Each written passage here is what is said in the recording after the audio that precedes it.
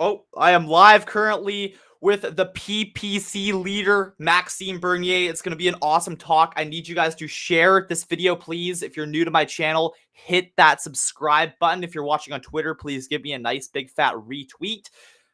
Super highly anticipated video here with Maxim Bernier. So God bless everybody watching. Yeah, please share this out like crazy. This is going to be really, really big. A big interview for sure. Maxime, brother, I am bringing you on the stream. I hope you're ready. Okay, perfect. Oh, technical difficulty. Oh. Hey, how are you guys? Hey, how's it going, man? Yes, great. Thank you very much. Sorry about that. Yeah, for sure. Yeah, no worries. We had some technical difficulties with the software, but it seems to be going good right now. I appreciate you joining me on the stream. Thank you very much, man. God bless you. Thank you. It's a nice opportunity for me to be with you tonight. Yeah, for sure. So I'll get you to start off. Please introduce yourself and yeah, who are you? What do you stand for? Where'd you come from? And yeah, give me a brief rundown on who you are. Yeah, thank you very much. I'm Maxim Bernier. I'm the leader of the People's Party of Canada. We started the People's Party of Canada in 2018. It's a new political party at the federal level in Canada. And I'm the leader of that party. We created that party based on the 4 principles: individual freedom, personal responsibility, respect, and fairness. And all our policies are in line with these 4 principles.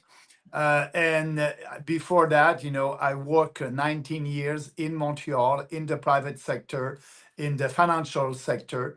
And in 2005, 2006, I had a meeting, a dinner with Stephen Harper, and he asked me to be a candidate for the Conservative Party of Canada.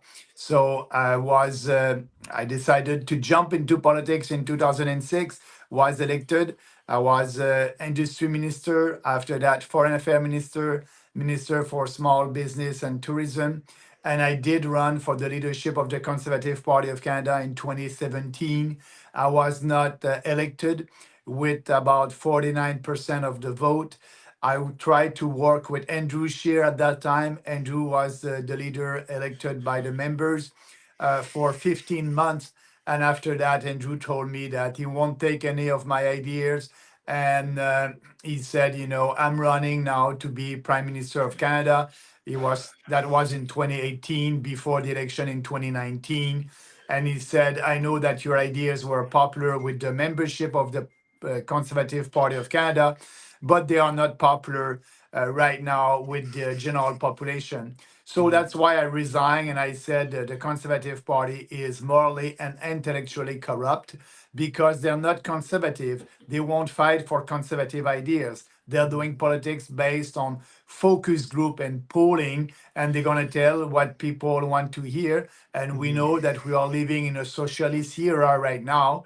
So they think that to be elected, they need to go to the left. And I said, no, we need to fight for real free market, conservative, family, Western civilization values. And that's what the PPC is doing. And so our first campaign was in 2019. We had 1.6% of the vote. Everybody was saying at that time that, the People's Party is dead and that's it. But no, we worked very hard. And at our second election in 2021, we were able to have 5% of the vote. And I'm working right now to be ready for the next election that may be before October 2025. And I can tell you that the People's Party will be ready. We are fighting always for the same ideas. And if people want to know more about the People's Party, they can go on our website, peoplespartyofcanada.ca, and they can follow me on social media. And on my personal life, I'm married with Catherine, and I have 2 daughters, 21 years old Megan, 24 years old Charlotte. And and I'm living right now in Montreal, but I'm traveling across the country. I was in Alberta last week, in Calgary and Edmonton. I did some meetings with our team over there.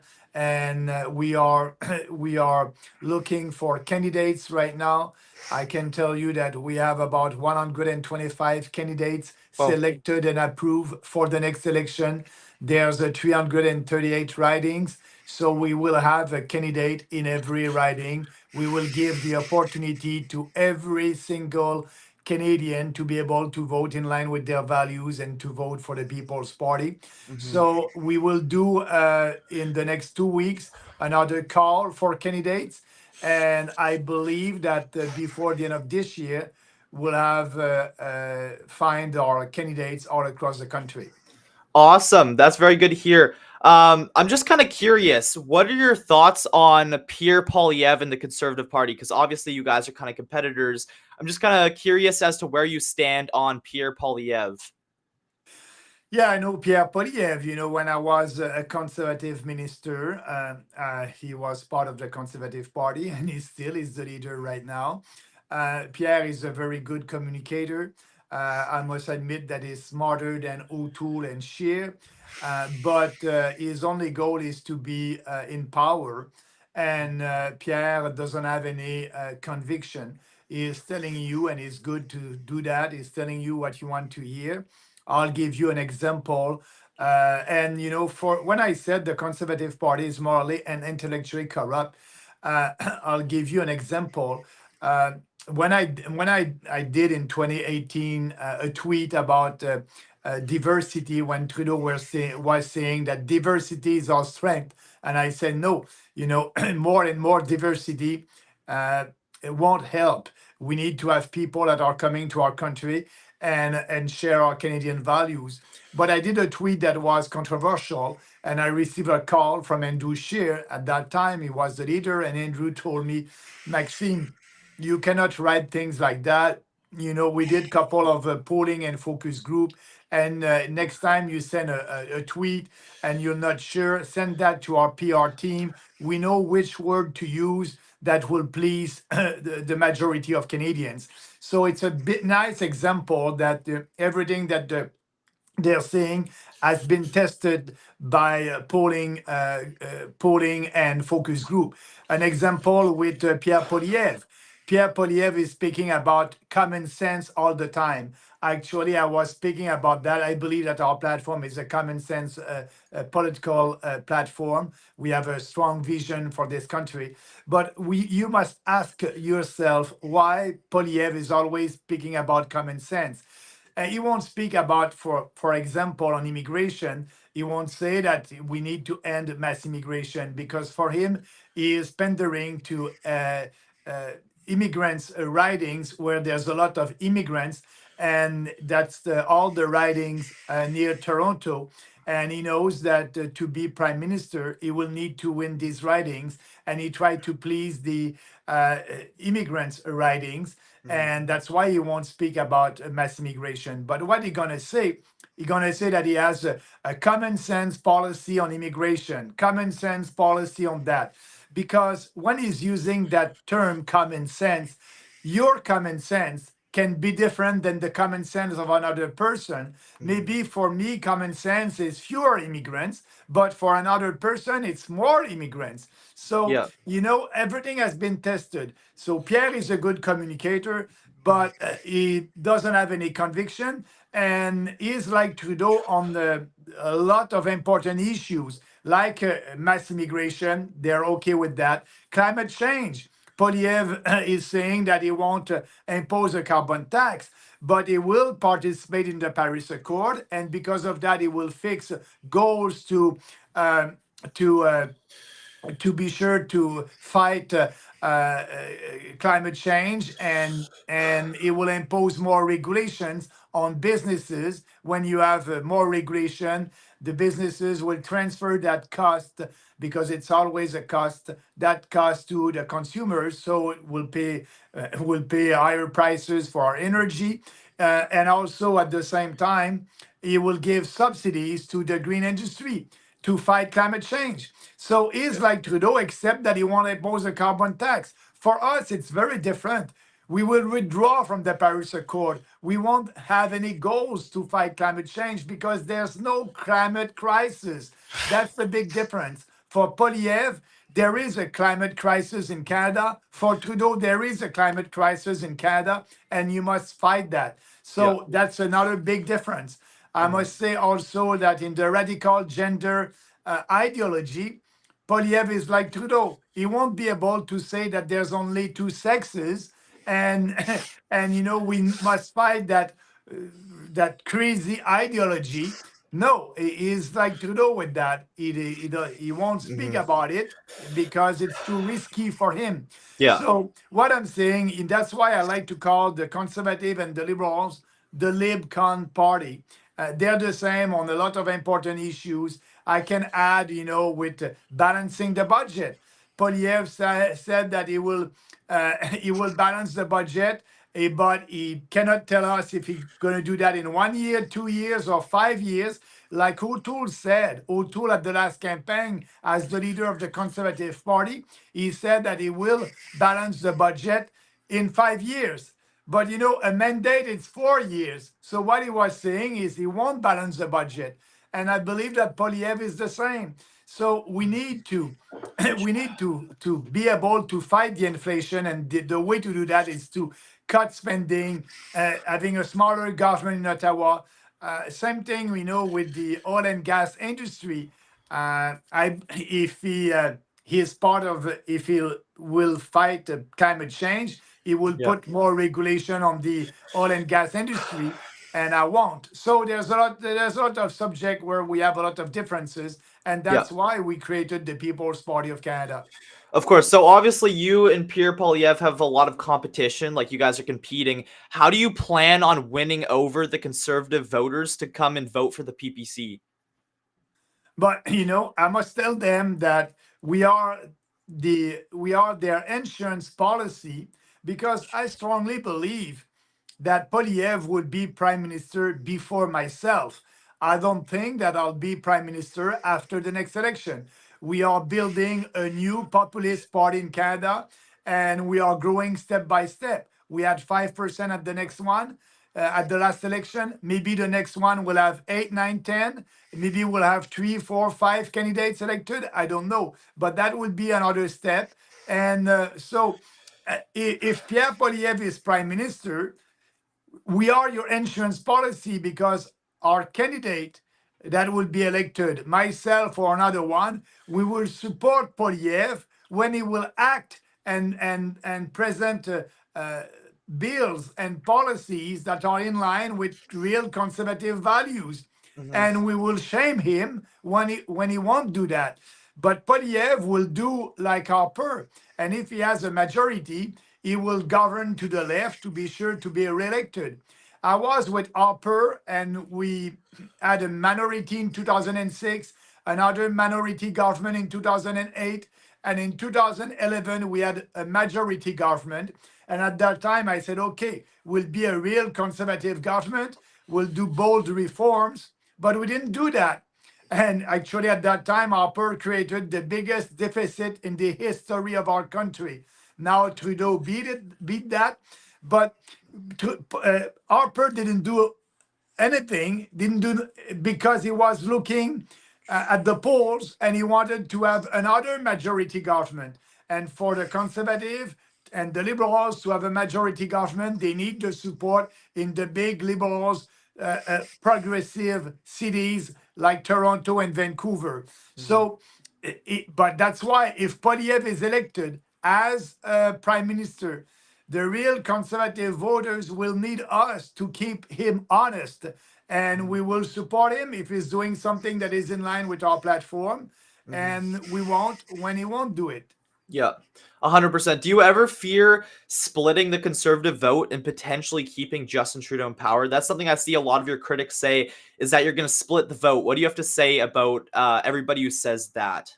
But first, I must say, when you're splitting something, just, I don't know, you have an apple and you're splitting an apple.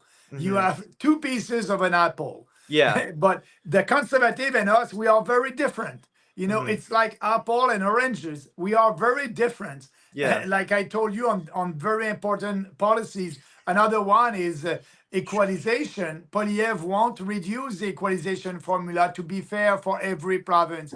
And he's taking the vote of Western Canadians for granted, because in Western Canada, and I know that and I understand, they want to have a fair deal with the federal government, but Polyev won't do anything about that. So going back to splitting the vote, you can split because we're very different. And if you Yeah. don't believe me, go on my website and read our platform, peoplespartyofcanada.ca, and you'll see. So splitting the vote, it's an argument that the conservatives are using because they don't want to argue on our policies because they know that their people won't like it. So we don't split. And actually, if you look at the survey and polling today, Polyev will have a huge majority if we have an election today. Yeah. So if it's the same thing before the election in 2025, I'm going to say to Canadians, look at the polls right now. You see, Polyev will have a majority. So you're going to get rid of Trudeau because that's your first priority. Now you can vote with your ideas. You can vote for your values. We can vote for what you believe in, and don't vote against something because you know that Polyev will be able to be in government. And that's why we're going to be their insurance policy to keep Okay. Polyev honest. So there's no split the vote. Okay. I have a viewer's question here, so this is not exactly my point of view per se. The question is, why don't you team up with Pierre Poilievre to defeat the common enemy of Canada, which is clearly Justin Trudeau? The common enemy are these establishment politicians, including Polyev. When Polyev is fighting against climate change with more regulations, that's not in the best interest of our country. When Polyev is not speaking against mass immigration and allowed that, and it's because of that that we have a housing crisis in this country, and Polyev is saying, oh, we just need to build more houses. We won't be able to do that. You need to build about 400,000 new houses a year to be able to answer the demand for housing. And usually we are building on average in Canada 250,000 houses. So it won't happen. It will take years. The real solution is to stop the mass immigration. Polyev won't do that. So I cannot work with somebody that is working against the interests of our country. And Polyev is doing that like Trudeau. So it's the fact on a lot of important policies for our country. Okay. You talk about a lot about immigration. What exactly is your full stance on immigration? Well, it's simple. Actually, if you look at the data, the Trudeau government did close the Roxham Road in Quebec. The Roxham Road was a place where people coming from the US and other countries were crossing our border illegally, and Trudeau closed that in 2023. So we had about 15,000 illegal immigrants who did cross our border illegally at Yeah. the Roxham Road. Now they're in Canada. And I was arguing for that since the beginning, but Polyev and the Conservative didn't speak about that. So Trudeau decided to close that road. But right now we have another problem. We have illegal visitors that are coming to our country because the Trudeau government did change the visa application. If you are coming from a country where you need a visa to come to Canada, usually in the past, you were obliged to prove that you have enough money to stay as a visitor in Canada, to spend in Canada, and enough money to go back to your country. But Trudeau did change that legislation, that regulation, and now it's not the case anymore. So what is the impact of that? Since January of this year, in Montreal and Toronto, we had about 10,000 fake visitors that are coming at our airport in Montreal and Toronto. And when they're in Canada, and it's easy for them to have a tourist visitor because they don't have to prove that they have money. So Yeah. when they are coming here, they are saying, oh, I'm a refugee now. And they're staying here as fake refugees. We will stop that. Polyev won't stop that.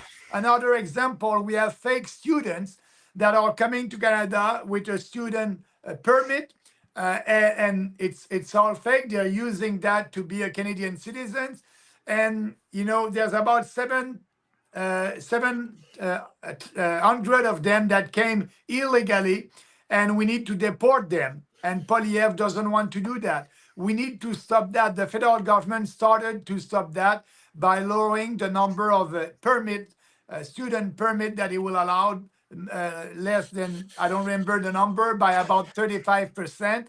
But we must go further than that. It must be 60% fewer foreign students in Canada. And all these students, they need a roof also. So that putting pressure on the housing crisis. Polyev won't do anything about that. And the number of immigrant, legal immigrant, it's 500,000 this year and last year. Under Harper, the average was 250,000 a year. My proposal is a maximum of 150,000 a year. And all these immigrants must be, the majority of them must be economic immigrants, must be a person that will come here because a Canadian entrepreneur was not able to find a Canadians.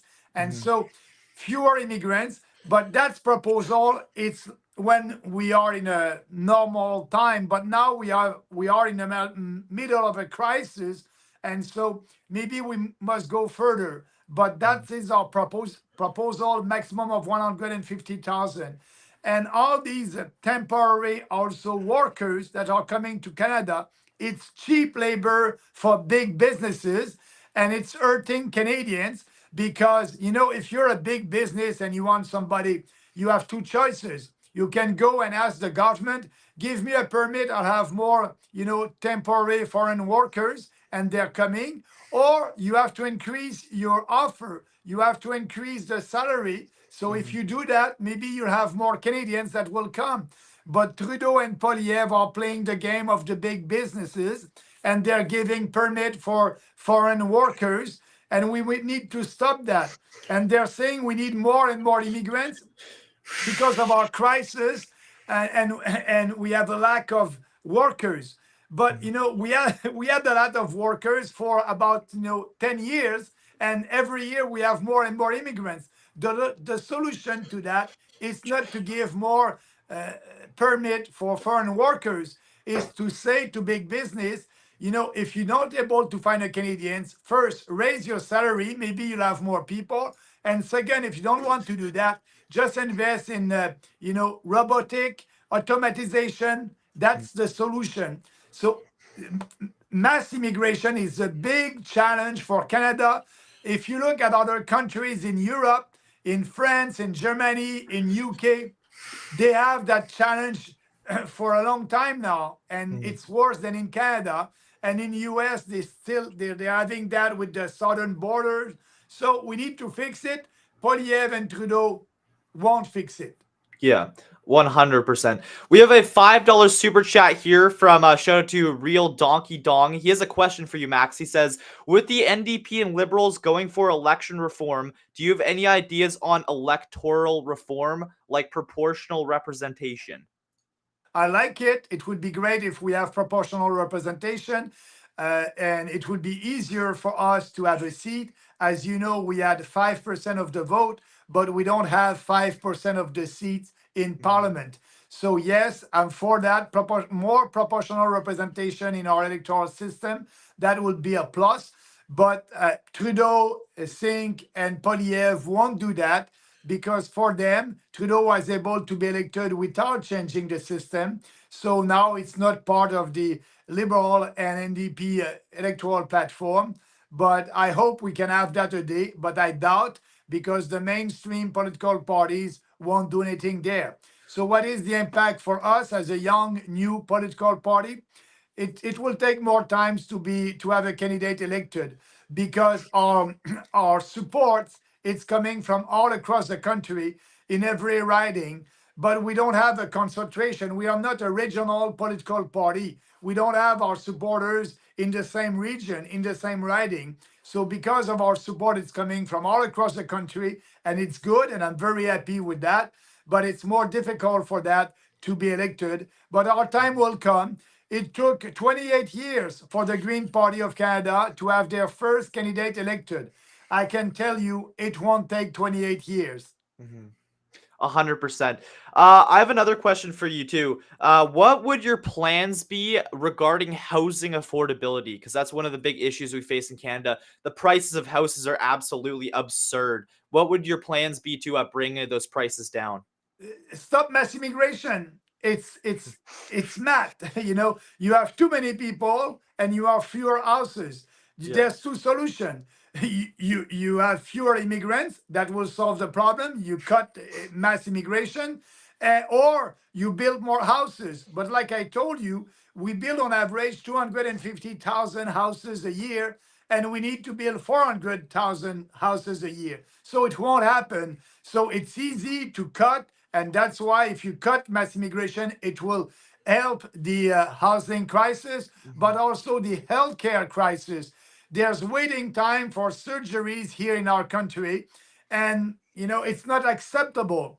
Now we have more people and we need to take care of these people. They will have to go for surgery or something like that in their lifetime, so we'll have more people, and that won't help. We have a healthcare system that is dysfunctional right now, so with more people it is worse. So yes, ending mass immigration, that's the solution. Got you, 100%. Here's another question I have for you personally as a 16-year-old doing what I can to try to put Canada into a better direction. How could the younger generation get involved? Be part of the change. Be informed. Look at the, be be sure that you understand what is happening in our country. So find the information on social media and try to, if you think that this country is going in the wrong direction, I think you're right and we can help. But the only way it's for you to start to be part of the change. And when I'm telling you that, I'm telling you, for example, if you like what I'm saying, go on my Twitter account and retweet what I'm saying. And if you want to know more, you can also go on our web page, peoplespartyofcanada.ca, and you can be a member of the People's Party of Canada. You can also click and be sure that you receive our newsletter every week. Be informed, and if you like that, speak. Don't be a, don't be ashamed, and don't cancel yourself. If you believe about something and it's strong, speak about it. And sometimes you don't want, I won't say that because I know that that person won't like it. Yeah, No, don't want to get it's canceled. yeah, but Yeah. no, don't cancel yourself first, and be out there and speak, you know, with passion, with conviction, politely, and you'll be able. We need more people. When we'll have more people on our side, these changes will come easily. So you're part of the change. Be part of that and be vocal. That's what you must do. 100%. I'm just kind of curious. Did you get a chance to meet Tucker Carlson when he came to Canada? And how do you feel about Tucker and coming to liberate Canada, if you will? But that was a good marketing stunt to do that, and Yeah. yeah, I understand that. And yes, I had the opportunity to have a short meeting with him. That was great. And, his main concern is mass immigration in the US, the southern border in the US. And I told him, I said, Tucker, we have the same problem here. And he understand. He said that when he was in Calgary, that we must be sure to have responsible immigration, sustainable immigration, and our borders must be respected. And he said that we must end that mass immigration. He told us that, and he was right about that. Canada is, like I said in the beginning, the only country in the Western world that is accepting so many immigrants per capita, more than any country per capita, and we cannot allow that. It's hurting our economy, it's hurting our standard of living. We have the inflation, so we need to stop that. So what I told him when I shook his hand, I said, Tucker, I just want you to know The People's Party of Canada is the only national political party that is fighting against mass immigration. And he said, good for you because it's a big fight. I said, yes, would be successful, but I don't know when, but for sure we will be successful on that. It cannot be, we cannot have mass immigration for another 5 years. It needs to stop, and it will stop because we are speaking about it. And you and the younger generation, you cannot afford a house, you cannot afford a decent rent in downtown Toronto or Montreal, Yeah. another city. It was not the case when I had your age. My generation, we were able to do that. We are hurting young generation, and it's bad. You're the future of this country, and Yeah. it's sad that I'm the only politician who's saying to you guys, all that will end with us, and I want you to be able to have a nice house, Yeah. and being able to have a family. Yeah. If you're not having a house, it would be difficult to raise a family. So Yeah. that mass migration, it's a big challenge for every Canadian. Yeah, for sure. Real Donkey Dong, thank you for that $5 donation. There's somebody in the chat, the guy who just donated is wondering if you remember who he is. He says, tell Max hi from the guy from the Christmas gala who's running to get his belly down. Do you remember that guy? Yeah. Yeah. Hello. That's awesome. Awesome stuff right there. Okay, I have a question. If you were in power right now and you could change one thing about Canada, I kind of know where you're going to go with this on the theme of this interview. What would that one thing you would change about Canada be? The first one, it will be our immigration Yeah, system. I had a feeling. The Yeah. first ones, and mass immigration, Mm, being sure that we have people who share our values. If they don't share our values, they cannot come here. It's a privilege to be Canadians, and we must be able to have an interview with each one of these person who wants to come to Canada, like we did long time ago, and an interview, asking question, knowing if they share, if they understand that in Canada we have a charter of rights and mhm. every man and woman are equal before the law. Yeah. So it's important. That would be the first thing to do. The second one is cut the expenses. We cannot have all that, and Poliev won't speak about that because it's not popular, but we need to cut foreign aid and bring Mm, that money back here in Canada to help Canadians. We need to cut corporate welfare, all the subsidies that the federal government is giving to big businesses. With all that, you can save $15 billion together. Cut the funding that we are giving to the UN. UN is a dysfunctional organization. We will give money to the UN when they will do things or programs that are in line with our values. And I can tell you, the UN is a socialist organization, so we will save a lot of money there. Yes, mhm. we can balance the budget in our first year and giving you your money back in your pockets. I love that. I love that for sure. The guy from the Christmas gala said he wanted to tell you that he did his first 10 km kilometers in 1 hour and 3 minutes. He was sad that I left out those details. No, Uh, that's great. That's yeah, great. yeah, It's that a congratulations. It's a nice beginning. Yeah. for sure. One of my questions: how do you feel about the World Economic Forum, and have you ever interacted with the World Economic Forum? It's it's an organization that is first socialist, and they think that they know better than any country. I never had any discussion or things with them, but I was in Davos in 2008 when I was foreign affairs minister, at the same time at that conference, because I was there not to assist to that conference, but to meet foreign affairs ministers who were there, because a lot of foreign affairs ministers are going there to that conference. And for me, that was an opportunity with one trip to be able to meet about 25 to 30 foreign affairs ministers. And Harper asked me to do that because we were in war in Afghanistan. I was foreign affairs minister, and we didn't have the right equipment for our troops. And so I had meetings with different foreign affairs minister, and I was asking them to help us in Afghanistan. I was there 2 days. I had private meetings on these 2 days, and after that, I left. So I was in Davos, but Yeah. I didn't assist at that conference. So for me, I'm the only politician who said in 2019, during the electoral campaign, because I was on the stage during the debate against Trudeau and Scheer at that time, that all these leaders are globalists, and I'm not, because I believe in the sovereignty of our country. Our goal is always to put our country first, not the UN, not the World Economic Forum, not the World Health Organization, our country first and Canadian first. And actually, I was also the only politician during the COVID hysteria to say no to the World Health Organization and say, everybody must be free to decide if they want that shot with an informed consent. Yeah. And that I did a lot of rallies about that.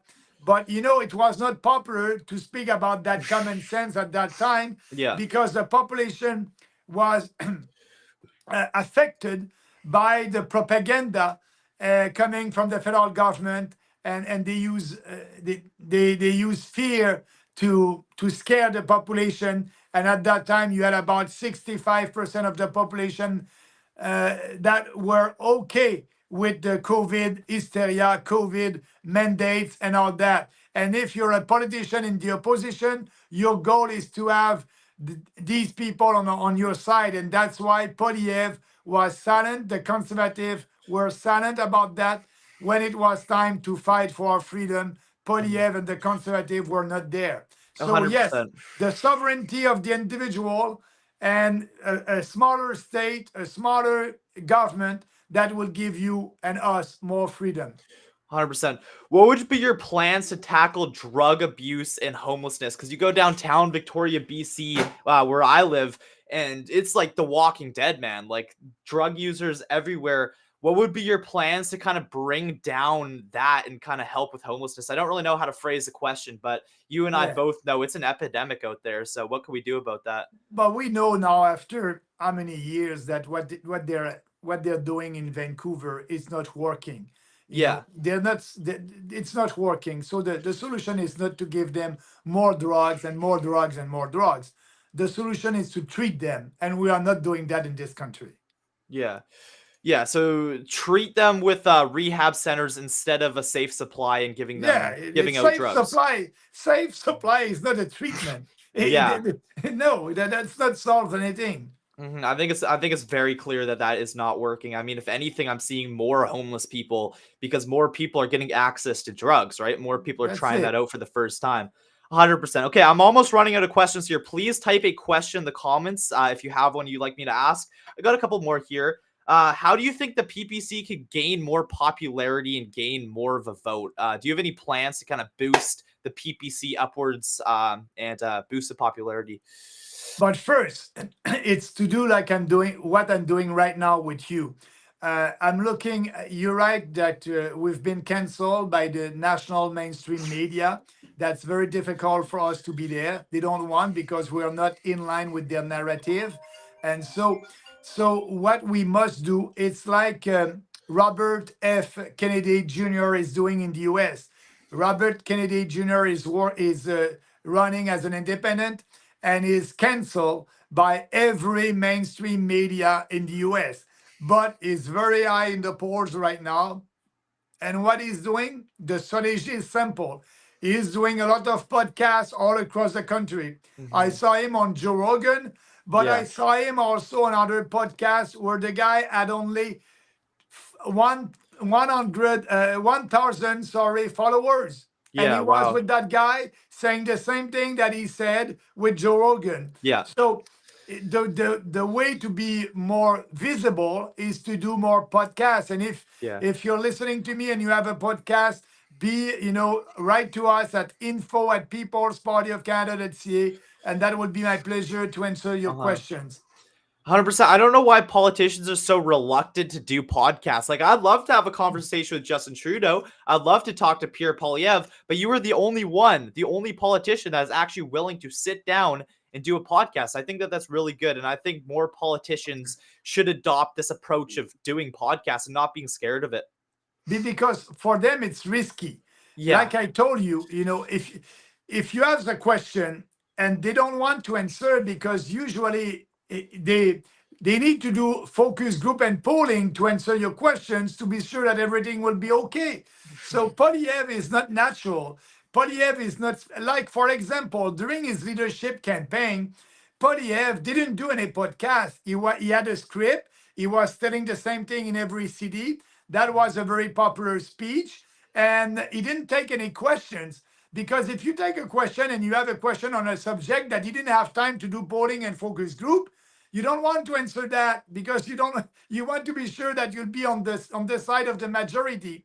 And that's why also he was not doing a lot of interviews. When he was doing interviews with the mainstream media, it was very focused, and he was repeating what he was saying to stay in the message. He wants his message to be what he was saying. That's why he didn't take any questions during his electoral campaign for the leadership, because he had a message. The message was what has been tested, and he wanted that to be print in the Yeah. media, in the newspaper, and the message on TV. So it's very risky for them to be there, because maybe if they're saying something and hope it's not popular, it's too risky. So Yeah. that is showing you why, they're not, they're doing politics based on survey. Yeah. Polyev is not a leader. Polyev is a follower. He is following the public opinion. And for me, the public opinion has been manipulated by the radical left, by the radical environmentalists. And that's why, I prefer to inform the public opinion, or maybe to educate the public opinion. And Yeah. the more I speak about something based on facts and truth, the more we'll have support. But for Polyev and the Liberals and the NDP, it's all about focus group. They don't have strong conviction. For sure. I think you can tell how real a politician is by how many podcasts they do and not being scared of like a curveball question, because you're live right now with 129 people watching on all platforms. Or 133 now. I could ask you any curveball question and you're here live, put on the spot. A lot of politicians are way too horrified of doing that, right? So I think that shows that you're real, and yeah, you've definitely gained a little bit of support from me for sure. I wasn't sure where I stood with you before doing this, but I do feel myself coming, kind of seeing where you're coming from for sure. I have one stance here, or one comment here. What is your stance on MAID, the medical assistance in dying? Yeah, I must say that when I was a conservative, I voted for that in Parliament in Ottawa. When I Really? did, yeah, really. When I Wow. did that, we had committees, and that was supposed to be only for the end of life, and Yeah. that's why I voted for that. And we had some hearings, and people were saying, you must not vote for that, because they're saying it's for the end of life, but that's the beginning, and that would be, they will do more. And they were right. Actually, it's not for the end of life right now, and it's the cult of death, and that's and Yeah. that's we need to change that. And yes, I'm against that. Actually, in my own province in Quebec, usually if you want to kill yourself, it was in the hospital, but now they changed that. You can do that at your home. You can do that in a park, and and they try to find any new circumstances to open it for people. And the position of the People's Party, and my position of that is, it must be illegal, it must be criminal for a doctor or a nurse to promote that, because it's happening. It must come from the patient, must ask that if they want, and that must be only for the end of life, and Yeah. that's not the case. So we need to go back in Parliament and vote another law that will restrict that. And actually, Canada right now, we are the country on the planet where you have the most assisted suicide on the planet. It's in Canada. So there's Yeah. a problem there. So we are killing people at the end of their life or before, and we are killing people in the beginning with abortion that you can have at any time. I said that we must reopen that debate. We must promote life, not death. We must reopen that debate because for me, at the third trimester, it's a murder when you have an abortion. And we must put a limit. And Polyev won't do that. I'm the only politician in Ottawa that is saying, let's put a limit on that. You may be able to have an abortion in the beginning, but at the last trimester, it must be criminal, it must be illegal because it's a murder. We need to reopen and we need to have that debate in Canada. So reopen the abortion debate, reopen the assisted suicide debate. Yeah. It's glad to hear that your opinion on that has changed because I've heard so many horror stories of people in the middle of their lives, like 40 years old. They're just depressed because like they can't afford a home, things aren't going well. So like, oh, can I just like kill myself with medical assistance and dying? And the doctor's like, sure, here you go, sign this and you're dead. It's crazy what's happening in Canada. Yeah, but I must tell you, I believe, in Manitoba or Saskatchewan, I don't remember, summer 2021. And I delivered a speech over there, and a lady came to me and she said, Maxime, listen to that. And she called the 911 Uh-huh. and she did it in front of me. And when she did it, at that time, they had 5 options. Click on the one if you want blah, blah. And the fifth one was click there if you want assisted suicide. They were Wow. promoting that. And I did, a big splash against that on social media. Yeah. And 2 weeks later, the minister said, oh, okay, now this option is not there anymore. But Mhm. yeah, we need to change that. We are promoting deaths in Canada, and that's wrong. Yeah, that's absolutely wild that'd be like promoted openly like that. Like you'd think you'd have to seek that out if you want to get that specifically. But the fact that they have that right on their call display promoting it, like, oh, click 5 to kill Yeah, yourself. That's yeah. ridiculous, man. Brandon James on Twitter wants me to ask you about crime and I guess what we could do to bring down the crime rates in Canada because they're starting to go crazy. Like Canada used to be pretty chill on that, but it's starting to look like the States kind of now in some of the rougher areas. So how can we bring down the crime rates? First, pass legislation tough on crimes, and that means that minimum sentences on different crimes. Actually, Harper did it, but the Supreme Court of Canada said, oh no, you cannot do it, and the Supreme Court said it's ultra vires or illegal. So we need to go back and pass legislation for minimum sentences on different crimes and also use the clause in our constitution, the non-upstanding clause. When you use that, the Supreme Court of Canada or any court cannot say it's illegal. So we must pass legislation to be tough on crime and use the non-upstanding clause for being sure that for the next 5 years, nobody would be able to contest that. 100%. Yeah, for sure. And we got another comment here. Thank you so much for that $20 super chat. We're getting a lot of donations here, Max. And also Real Donkey Dong with the $5 donation says best way to get the word out this early. Buy a hat, buy a sweater, let people see you and have the conversations. Tell them why you support the PPC 100%. If there's something you believe in, man, you got to be a walking billboard for that. Get the hats, get the sweaters, be a walking billboard because politicians, they pay for billboards, and you could be a walking billboard. So that's a good comment right there.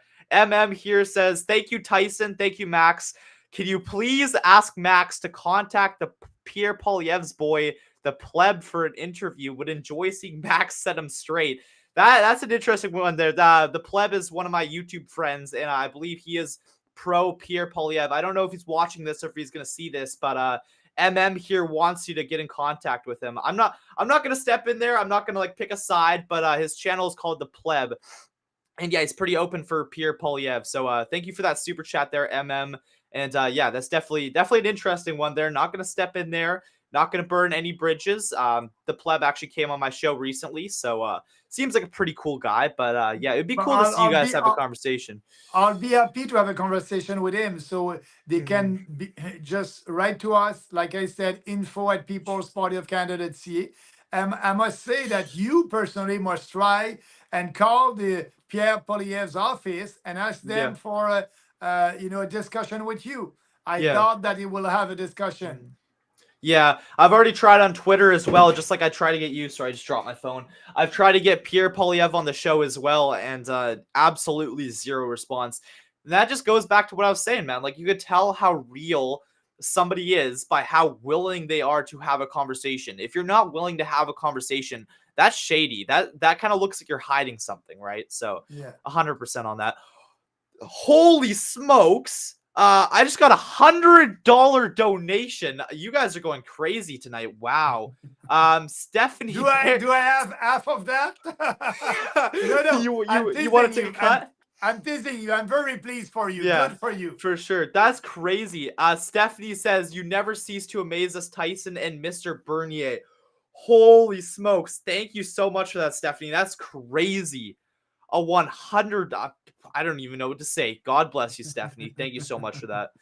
Goodness me. Okay, I'm going to look for some more comments here. I'm reading actually a lot of the viewers' comments, so please drop something in here. Somebody wants to know about chemtrails. That's kind of like a more of an obscure kind of thing. I don't know if that's a conspiracy theory or not, but you know how they say, like, when the planes fly, that trail that they have, like, that's poisonous or whatever. I used to believe that because I used to watch a lot of Alex Jones. I don't know what I think about that now. What do you think about chemtrails? Somebody was like dying for me to ask you. So Yeah, I don't know also. What I know personally, it's, we must be more transparent. The federal government must be more transparent. I know that there's a treaty between Canada and US to manage weather or something like that. Is it part of that or not? I don't know. I need to have more information. I'm open to have more information, but all that must be out there. It was supposed to be a conspiracy theory that the vaccine was not working, yeah. and we were right. So I don't know. I'm just looking for more information on that. Yeah. Yeah, I think that's a really good answer for sure. More information needs to be provided. I like to see people do studies on if that chemtrail actually is poisonous, because I feel like that's something we the people need to know. The person who gave me the $100 super chat, Stephanie Berry, said, "I have already contributed to Mr. Bernier. I am a member." So Oh, that's good. kind of cool to see. Thank And you very much. also, Roy here points out YouTube gets 30%. Yeah, YouTube takes 30% of all your donations, which I think is a No, scam. Yeah, 30%. 30%. Rumble takes 20%, which is a lot better. But yeah, 30% from YouTube is wild. Yeah. But yeah. Let's see if there's any more comments. If not, I might just end it because I don't know. The guy who hooked us up said you were down to do like a 20 to 30 minute interview. We've been on for almost an hour, so I appreciate the time. God bless you, man. Thank you so much for all of this. No, it's okay. Yeah, for sure. I've really enjoyed this conversation. I think this is an eye-opening conversation. I want people to share this as well because I feel like these are the types of conversations that need to be had in order for Canada to be moved forward as a country. So if you're watching on Twitter, retweet, do click all the buttons, the share, the like, all that. Somebody says Rumble takes 20%. Yeah, that's true. Okay, I'm looking for comments here. Okay, here's a good one. What are your beliefs on firearms, and should they be more openly accessible, I guess, to the public? Yes. The answer is yes. I think I want to let you know that I did my PAL course, Possession Acquisition License. I did that last summer. I have my permit right now. I can buy a firearm. I can go hunting, and I will next fall with my brother-in-law. And I know all, it's what Trudeau did to firearms owners. It's too much. It's illegal, and we will repeal all that. And I will say to that person, go on our website, peoplespartyofcanada.ca, click on platform and click on firearms. You have our 2 pages over there, and you'll have in details what we will do. But in 2 words, it's we repeal everything that Trudeau did, and you have a right to own firearms, and you're not the problem. It's not. It's not. I believe in self-defense also, and people must be able to defend themselves, and they must be able to enjoy their sport, hunting and shooting. So that being said, repeal everything that Trudeau did, and we believe that the gun owners are peaceful Canadians. 100%. And I just got another idea for a question for all my American viewers out there. You might not want to answer this because it's kind of like an irrelevant question, but I'm just curious as to how do you feel about Donald Trump? Because like obviously a whole bunch of controversy around him. Totally irrelevant question. Like you might not want to answer this, but if you do, if you care to, how do you feel about Donald Trump and what's happening in the States? But I'm looking at the politics in the States, Yeah. and because it's important for the country, and I know that for me, if you have Trump as president, that will be better than Biden for Yeah. sure. Yeah. And if you have Robert F. Kennedy Jr., that will be better than Biden. So I hope that they will have a new government in the U.S. Yes. Yeah, yeah, I like that answer for sure. Is Robert actually running? Because I haven't seen him really He's do much. running I as know an that. independent. Yeah, he's running Okay, as an independent. okay. And now what I know, it's he needs signatures in every state to be able to be on the ballots. So in some state it's 10,000 signatures, in other is 100,000 if you want to run as an independent. And my understanding is he's campaigning to have his signature, and I understand that he'll be able to be a candidate in New Hampshire on the ballot because he had all the signature over there. So that's what he's doing, campaigning in every state and try to have signatures. That's very different than when you're part of a national political party like the Republican or the Democrat. Trump has to win the leadership of his party, and he will. And after that, he will be the official nominee for the Republican.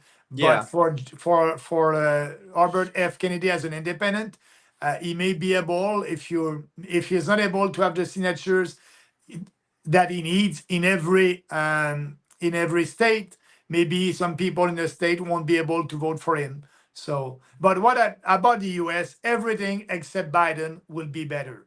yeah, yeah, man. You could not. Yeah, yeah, 100%. And what I like from Trump, Trump is anti-war, like me. He under his president, when he was a president, he didn't have any war, and he's against the war in Ukraine, like me. So Trump is for peace and prosperity, and I like that. Yeah, 100%. Yeah, I feel like anybody who's anti-war has my support because you see what's happening in the Middle East. That is some heartbreaking stuff. I'm not on Israel's side. I'm not on Palestine's side. I'm on the side of world peace, and to see people dying, is not something I like to see. And you're Okay. you're on the side of Canadians. And Yeah. yes, it is not our war, like I said. We must not be part of that. It's Yeah. sad what is happening.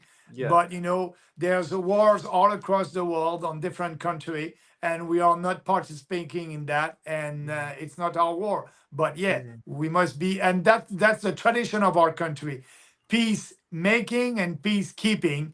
And now it's not the case anymore with Polyev and Trudeau. Yeah. How do you feel about Trudeau and Biden selling? I just came up with this question on the fly. How do you feel about Trudeau and Biden giving millions of dollars, tens of millions of dollars over to Ukraine? Yeah, but we just know, I think it was in the news in Europe today, that they're looking for $40 million that was supposed to be used to buy ammunition, but that was not the case. There's a lot of corruption in Ukraine, and I don't know what they did with that money. They're looking for that money, but why sending billion of dollars there when it's not our war in Canada, and so that's why I'm against that. And what can you do in Canada with $10 billion? You can build a hospital. Let's Yeah. do something like that instead of giving money to a corrupt democracy in Ukraine. Yeah, I agree 100%. Another question here. This might end up being the last question. I don't want to hold you too long. We've been on for about an hour. So I guess the last question kind of here, unless another like super good one pops up. What is your what is your view on climate change? The climate is always changing. I don't want to do anything about that. For me, you don't have to fight and to give money. Actually, the federal government is giving money to African countries to fight climate change. We will cut that. The solution to that is to withdraw from the Paris Accord. I don't want to do anything about the climate. If it's important for you, don't vote for us because we won't have any policy on climate change. The climate is always changing and will always. And for us, there's more important things to do for the environment in Canada. We still have lakes that are polluted, and we need to have clear lakes, clear river. uh, so just work on things that will be better for our country. But Yeah. we are the only national political party in Canada that will do nothing on climate change because there's no climate crisis. Yeah. Thank you very much, Maxime, for your time. God bless you. I appreciate this, man. This has been a very, very good podcast. This is my first podcast I've done in a while. So a little bit nervous coming into this, but I think it was really good. I think we had a lot of good information, and I think the people really, really enjoyed it. So thank you for being a man of the people. Thank you for doing this podcast, and I hope that you continue to do more podcasts in the future. I'm sure you will. Keep on doing them. And yeah, man, best of luck to you. Thank you very much. And yes, I hope I'll be able to do another podcast with you. Actually, Yeah. in about 2 weeks, we'll have a new policy, on wokeism, Yeah. the fact to end that. And that may be an interesting conversation. So don't hesitate to be in touch with my people. Okay, for sure. 100% I will be. Thank All you right. God again. bless you. Yeah. Bye Thank bye. you. Yeah. See ya. Bye. Take care. All right, everybody. Maxime Bernier, the leader of the People's Party. That was a really good podcast, in my humble opinion. And thank you, everybody, for all of your viewer questions as well. I had a long list. Originally, the guys said we'd only be doing like a 20 to 30-minute podcast. So I had questions ready for a 20 to 30-minute podcast. At the 40-minute mark, I realized we're going to keep this rolling, and I realized I'm running out of questions. So thank you guys so much for leaving comments, questions in the comments. You guys kind of saved the show there.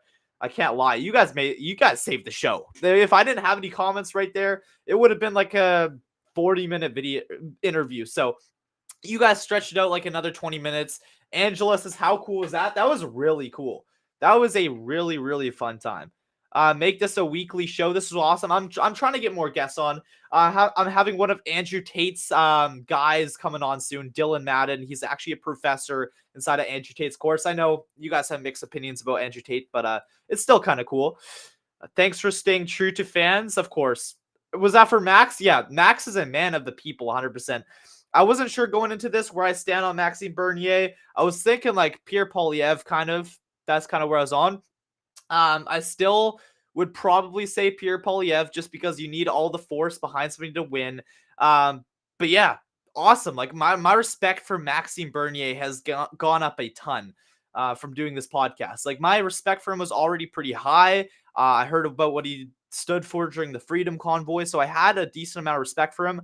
But after taking the time to talk to him for an hour, my respect for Maxime Bernier is quite high.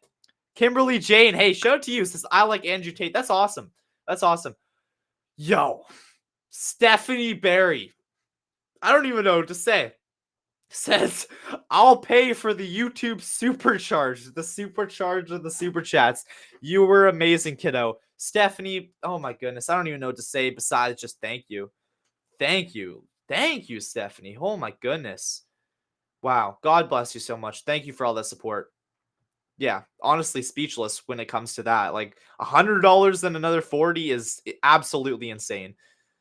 Let's see. Took some guts to ask that. Yeah, the one where I was asking about splitting the votes, like I was kind of nervous because I'm like, oh my goodness, like I'm pressing him on a live stream. Like I'm asking him a very tough question in front of 100 people. If you guys didn't know, we have 114 people watching this right now. That is split up across YouTube, Facebook, and Twitter, and also Twitch. So, yeah, show it to everybody watching right now. Asking him a tough question in front of 100 people, 100 plus people. Yeah, adrenaline rush for sure. But yeah, God bless you guys. You made it happen. Way to go. And thank you, everybody on Twitter. I made a tweet saying I want to get Maxime Bernier on my show. And you guys absolutely blew up that tweet. I think it got over like 10,000 views. And you guys were obviously sending that to Maxime Bernier, tagging Maxime Bernier. So thank you guys for also helping me make this happen. And I just want to say, please follow me on Twitter. That is really, really cool if you follow me on Twitter, because I'm trying to grow my platform, or X, I guess you could say. So Tyson Hockley over on X. Subscribe to my YouTube channel. That is one of the most important platforms I'm trying to grow. Actually, what I'm going to do right now, since I have so many viewers, I'm just going to quickly pop in a link to my YouTube channel. I am about 7 subscribers away from hitting a new subscriber milestone of 15.1K. So I'm just going to pop my link in there. I don't want to ramble too long or hold your guys' attention too long, because the interview is pretty much over. I'm just going to quickly pop in a link to my channel here. And hopefully you guys will subscribe if you are from other platforms. If not, then that's totally cool. So I'm just going to do that really, really quick. Please stay tuned. Please stay with me. But yeah, absolutely awesome time I just had. That was great. I'm just doing what I could do. I believe Tyson is helping to change our country. Peace. God bless you, Stephanie. Thank you. Real Donkey Donk says, wild, I can't donate anymore. I've had a lot of people say that on YouTube. That is strange. You can't donate anymore. I do have my PayPal linked down below if that's something that you want to do, if YouTube's not letting you. Obviously, like, dude, you're not required to donate. But I appreciate it. It does help a lot. I will not lie. It does help. Yeah, I've had a lot of people say that YouTube stops allowing them to donate, which is really, really weird. Okay, there's a link to, oh, it looks like Mark put a link as well. I don't know if that's to the stream or to my channel, but I got my link to my channel. Please come subscribe. Let's get to 15.1K. My tongue muscles are getting sore from talking and rambling so much, so I'm just going to hop off the stream. God bless you guys. Take care. Thank you so much for supporting me and what I do.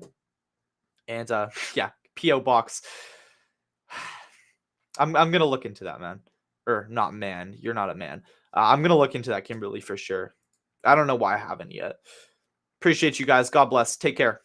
And I will see you in the next one. Subscribe, follow, share, retweet, and I'll see you in the